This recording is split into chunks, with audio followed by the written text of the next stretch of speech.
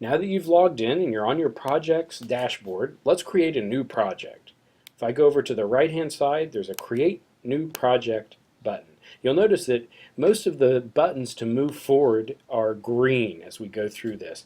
And the first thing that Noodle Tools wants to know is what kind of list of resources are you going to make? It's called a citation style.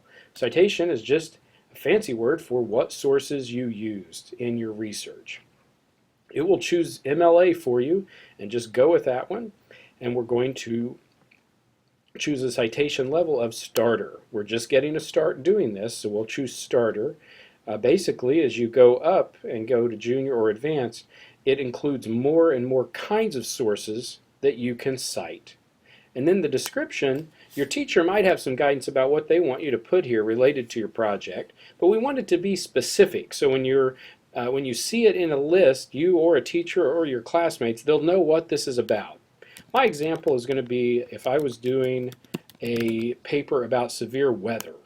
I would put something that is as close as to what my topic is as possible and press Create Project. When your project's created, there are several things you can do here. You can put in what your research question is if you have one, or two. You can put those in here. Or even if you have several, you can list them in there. And then you can come down here, and the first thing you'll do with your project is start a works cited list. And this is basically a list of the sources you're going to use for your research. Noodle Tools walks you through each step, and the first step is this pull down menu. And with the basic level, there are 6 things I can choose from. I'm using this for one of my sources. So what would I put? What would I choose from this list? Is it a book, a database, a magazine, a photo, a reference source like a dictionary or encyclopedia, or a website? If you said website, that is the source I'm using for right now, and there's that green button I was talking about to create the citation. You'll notice sometimes it gives you ways of learning more information if you need it. Right now I just want to continue, and there's that green button. And now it just is going to ask me some questions about the source that I'm using. It puts in the date that I looked at the source, and the next thing it wants to know is the URL, or the web address. And when we've talked about this, we have learned that the URL, or the web address, is that thing at the top of the browser. So I'm going to copy that and go back over and paste it in. Now I go down here, and I would like to be able to tell who wrote this, and I also need to know if there's a name for the web page that I'm looking at. So let's try to figure those two things out. If I scroll down a little bit here, I notice this at the top, these words are bigger font than the rest, so it tells me these are some headers, right? And I notice it says Severe Weather 101 and then Tornado Basics. I also see that there's this little breadcrumb trail, and it leads to this one that's grayed out, which means this is the page that I'm on, Tornado Basics. It's part of a bigger page that organizes all kinds of severe weather like thunderstorms, tornadoes. I'm actually on the page tornadoes. So the web page is a small part of a larger website.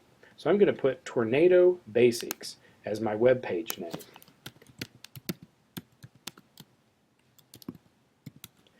And I want to see if there's an author on this page, and I didn't see one, and sometimes it's not easy to find, so we won't always worry about that, because sometimes if we find the name of the website, it will tell us a little bit about who the authors might be. So I noticed down here the other thing they want to know is the name of the website. The website is the big place that this one page, the Tornadoes Basics, is on, and usually to find that I will do a couple things. I'll go up to the top left and see if there's something in really big text size, which this is kind of it. I also notice with this breadcrumb trail that there's a home page, and when I go to the home page, right here at the top in big letters, capital letters at the top left, it's the National Severe Storms Laboratory. So I'm going to put that in.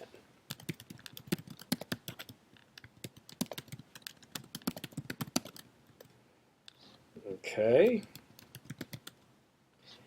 and the publisher of the site. If you can figure that out, if it's different, that's great to put in. I still didn't see an author, but this is a government web page.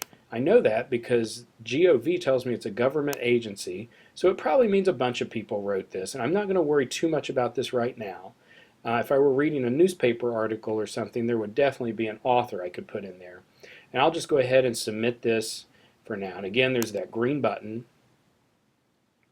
And now I have the first works cited list, or basically the first source that I use. It tells the page that I looked at, it says the website I was looking at, and it even gives the direct URL. So now you or your partners or your teacher can look at this citation and know a bunch about the source you were using, even taking you right back to the page you were finding your information on.